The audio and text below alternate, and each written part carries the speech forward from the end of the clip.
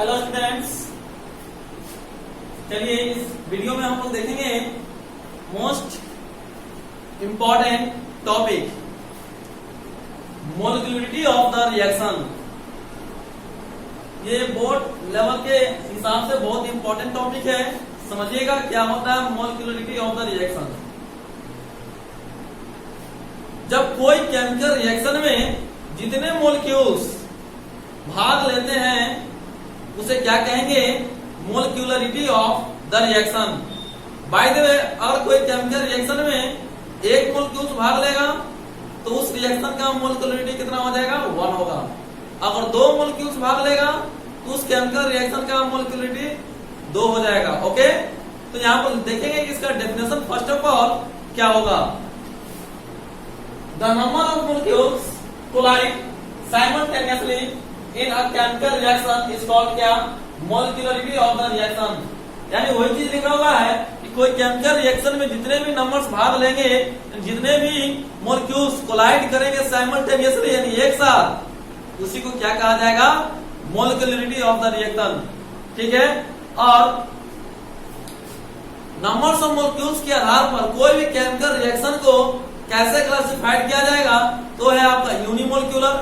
अगर एक मोलिक्यूल्स भाग लेगा तो यूनिमोलिक्यूलर बोलेंगे उस रिएक्शन को। 2 मोलिक्यूल्स भाग लेगा तो उस रिएक्शन को बोलेंगे बाइमोलिक्यूलर। 3 मोलिक्यूल्स भाग लेगा तो ट्राइमोलिक्यूलर। उसी प्रकार डॉट डॉट डॉट। ठीक है। तो यहाँ पर जैसे कि ध्यान देंगे लिखा हुआ on account of the number of molecules, यानी नंबर्स ऑफ मोलिक्यूल्स के आधार पर कोई भी केमिकल रिएक्शन को क्लासिफाइड किया जा सकता है, जैसे यूनिमोलिक्यूलर, बाइमोलिक्यूलर, ट्राइमोलिक्यूलर एक्सेट्रा। ओके, जैसे कि यहाँ पर देखेंगे फर्स्ट ऑफ ऑल एग्जांपल ले रहे हैं यूनिमोलिक्यूलर का। तो बताइए यूनिमोलिक्यूलर, यूनि के मतलब ही क्या होता है? 1। मोलिक्यूलर मतलब मोलिक्यूल, यानी कोई भी केमिकल रिएक्शन में अगर एक मोलिक्यूल्स भाग लेगा तो उस केमिकल रिएक्शन को क्या कहा जाएगा? यूनिमोलिक्यूलर। तो एक मोलिक्यूल्स भाग लेगा, जैसे कि यहाँ पर देखिएगा हम एक एग्जांपल लेते हैं यूनिमोलिक्यूलर रिएक्शन का। सपोज दैट ये आपका अमोनियम नाइट्राइट, क्या है? Ammonium nitrite NH4NO2। इसको हीट करेंगे,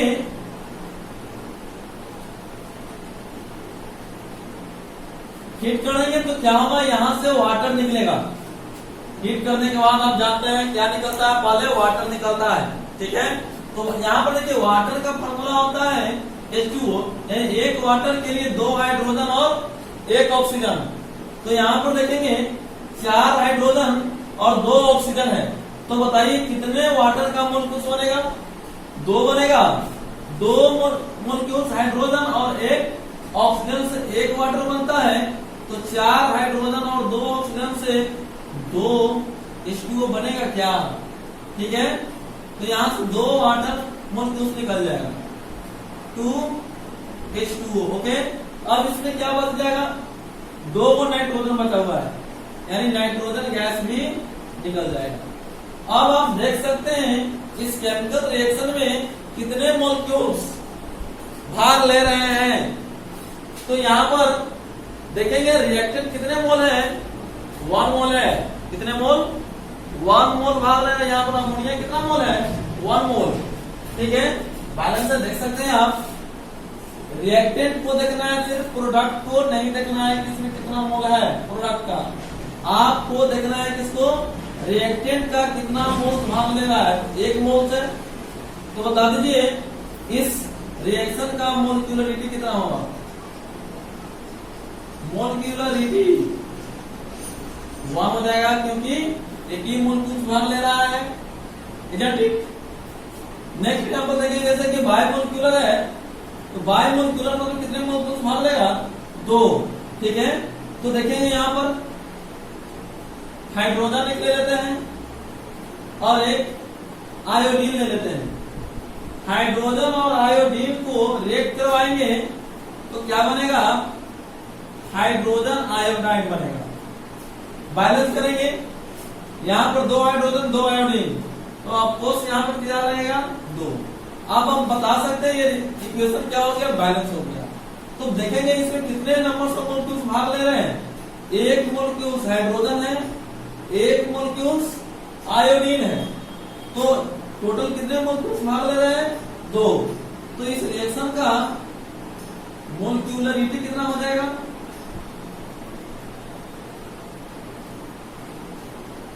2 हो जाएगा। ठीक है, उसी प्रकार से एक और एग्जांपल ले रहे हैं ट्राइमोलिक्यूलर का। ट्राइमोलिक्यूलर का एग्जांपल लेंगे, जैसे कि मान लेते हैं नाइट्रिक ऑक्साइड। नाइट्रिक ऑक्साइड को ऑक्सीजन के साथ रिएक्ट करवाएंगे तो बनेगा क्या? Nitrogen dioxide. क्या बनेगा? Nitrogen dioxide. अब इसको पहले बैलेंस करेंगे। बैलेंस करने के लिए क्या करना होगा आपको? क्या करेंगे? यहां पर देखें ऑक्सीजन का 3 एटम है और यहां पर ऑक्सीजन के 2 एटम्स है। ठीक है, बैलेंस करने के लिए क्या करेंगे? आपको बताया सबसे पहले बैलेंस करने के लिए पेयर किया जाता है। तो यहाँ पर 3 है, तो पेयर करने के लिए यहाँ कितना लगाना पड़ेगा? 2। जब ऑक्सीजन को पेयर किए तो यहाँ पर ऑक्सीजन कितना हो रहा है? 2 और 2 4, और नाइट्रोजन कितना हो गया? 2। तो अगर यहाँ पर हम 2 लगा देते हैं तो देख सकते हैं आप, नाइट्रोजन हो गया 2, ऑक्सीजन हो गया 4, बैलेंस हो गया। तो देखिए यहाँ पर टोटल कितने मोलिक्यूल्स भाग ले रहे हैं इस रिएक्शन में? इस रिएक्शन में टोटल 3 मोलिक्यूल्स भाग ले रहे हैं। 2 मोलिक्यूल्स नाइट्रिक ऑक्साइड का है, 1 मोलिक्यूल्स ऑक्सीजन का है। जब 3 मोलिक्यूल्स भाग ले रहे हैं तो इस रिएक्शन का मोलिक्यूलरिटी कितना हो जाएगा? मोलिक्यूलरिटी 3 हो जाएगा। समझ में आता है? क्लियर है?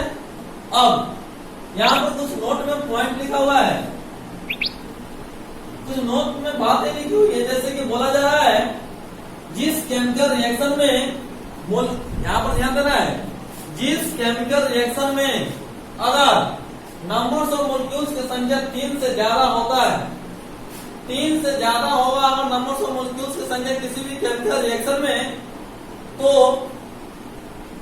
वो जो रिएक्शन होगा, यहाँ पर ध्यान देना है, वो जो रिएक्शन होगा वो वेरी स्लो होगा, बहुत धीरे धीरे प्रोसीड करेगा।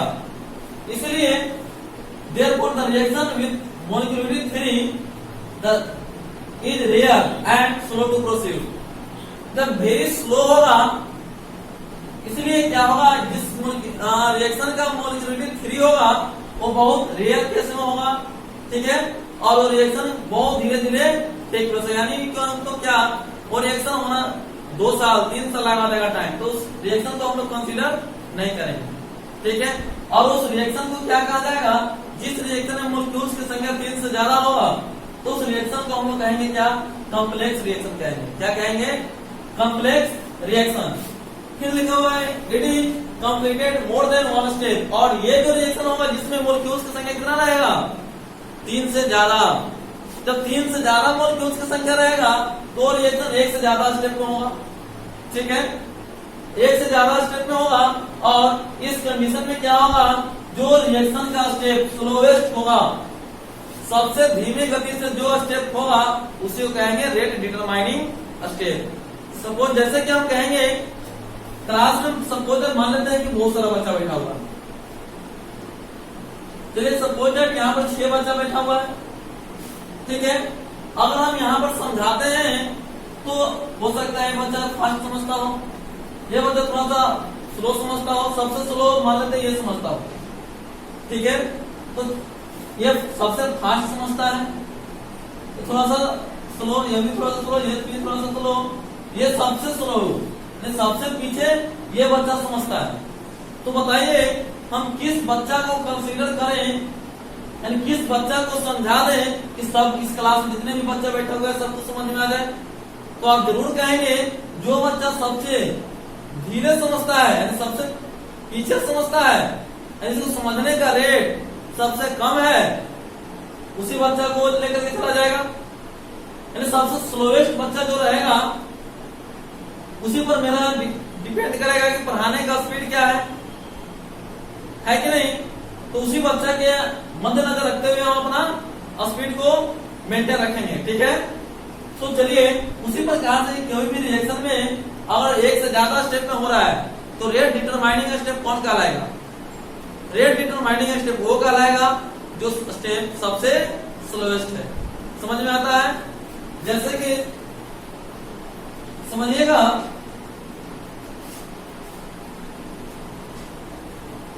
एक ये सड़क है, ठीक है, और यहां पर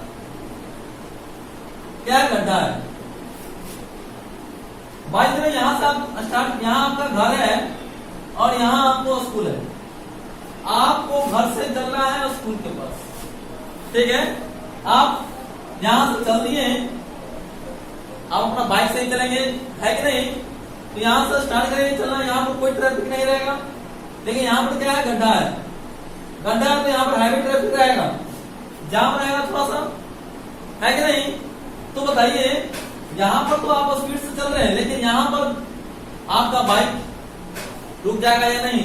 आप अब बताइए, आपका जो स्पीड है, यानी आप कब पहुंचे यहाँ? जैसे कि सपोज स्कूल से आपका टीचर फोन करके बोल रहे हैं गार्जियन से कि आपका बेटा अभी तक स्कूल नहीं है, कब आएगा?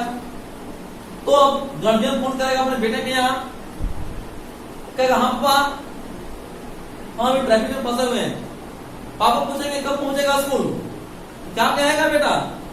कि यहाँ पर जाम लगा हुआ है, जब तक जाम छूटेगा नहीं तब तक हम स्कूल नहीं पहुंच सकते हैं। यानी बताइए, इसका स्पीड इस जगह के स्पीड पर डिपेंड करेगा या नहीं करेगा? बताइए। जब ये छूटेगा जाम तभी हो जाएगा। यानी यहाँ पर एक्टिवा की जो बाइक है आपका, उसका स्पीड सबसे क्या होगा, यहाँ स्लोएस्ट होगा। तो आप पापा को क्या बता रहे हैं? ये वाला स्पीड बता रहे हैं या ये स्पीड बता रहे हैं? जो स्पीड स्लोएस्ट है उसी स्पीड को बता रहे हैं। उसी प्रकार से कोई भी केमिकल रिएक्शन में होता है, जब कोई भी chemical reaction more than 1 step में होता है तो रेट डिटरमाइनिंग स्टेप कौन होता है? जो सबसे स्लोएस्ट स्टेप होता है। समझ में आता है? नोट करेंगे।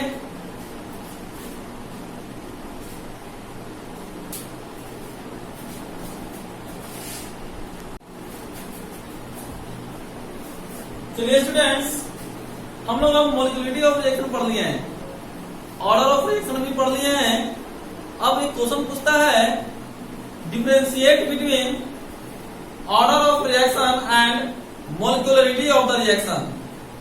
यानी रिएक्शन के ऑर्डर और मॉलिक्यूलरिटी में क्या डिफरेंस होता है, ये क्वेश्चन पूछता है, जो कि बहुत इंपॉर्टेंट क्वेश्चन होता है।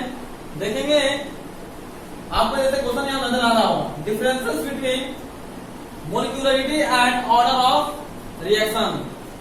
मॉलिक्यूलरिटी और ऑर्डर ऑफ रिएक्शन में क्या डिफरेंस होता है, ये बताना है। तो डिफरेंस बताना है हम लोगों को किसके किसके बीच में? Molecularity and order of reaction के बीच में, ठीक है। तो क्या करेंगे, आपको सबसे पहले बीच में एक लाइन पढ़ना होगा, बीच में एक लाइन खींचना होगा, ठीक है, और एक तरफ लिखना होगा मॉलिक्यूलरिटी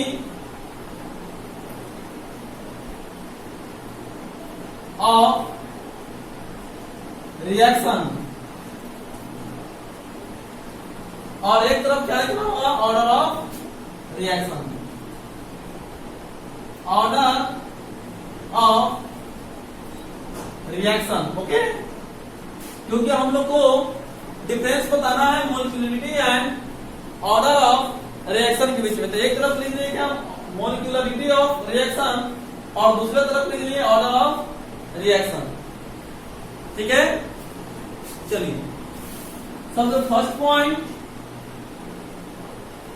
क्या, तो मॉलिक्यूलरिटी ऑफ रिएक्शन क्या होता है, ठीक है, कि किसी भी केमिकल रिएक्शन में जितने मॉलिक्यूल्स कोलाइड करते हैं उससे कहते हैं मॉलिक्यूलरिटी ऑफ रिएक्शन। तो यहां पर लिखेंगे, it is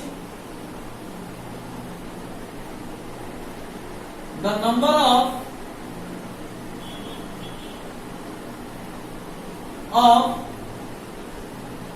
molecule collide simultaneously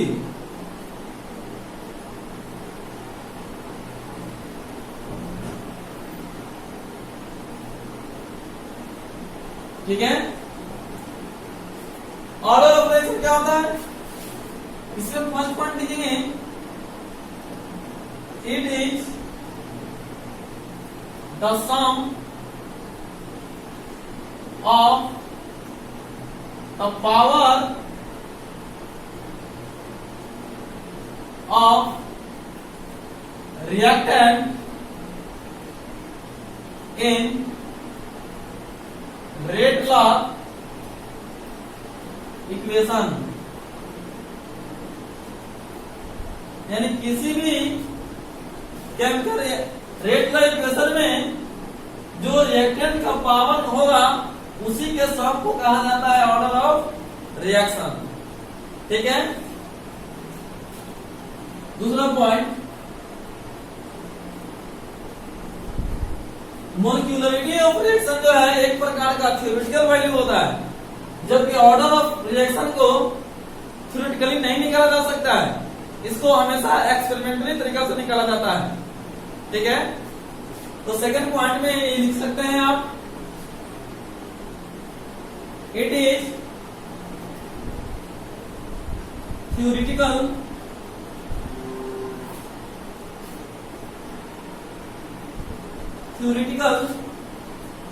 value. और ऑर्डर ऑफ रिएक्शन क्या है, थ्योरेटिकल है या एक्सपेरिमेंटल है, एक्सपेरिमेंटल है। तो इसमें सेकंड पॉइंट लिखेंगे, it is an experimental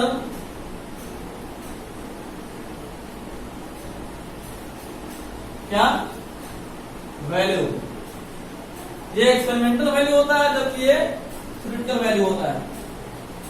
third point, मोलिक्यूलरिटी of reaction जो होता है हमेशा होल नंबर में होगा, ठीक है, जबकि ये जीरो भी हो सकता है, फ्रैक्शन में भी हो सकता है, ठीक है, और निगेटिव नंबर में भी हो सकता है, जबकि ये नहीं, ये हमेशा 1 2 3 4 ऐसे होगा, यानी ये हमेशा काउंटिंग नंबर में होगा और ये नेचुरल नंबर हो सकता है, होल नंबर हो सकता है, निगेटिव नेचुरल नंबर भी हो सकता है, ठीक है। जैसे लिख सकते हैं यहाँ पर, it can not be zero और इन फ्रैक्शन, और ये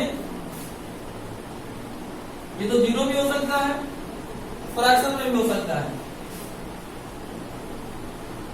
it can be zero a whole number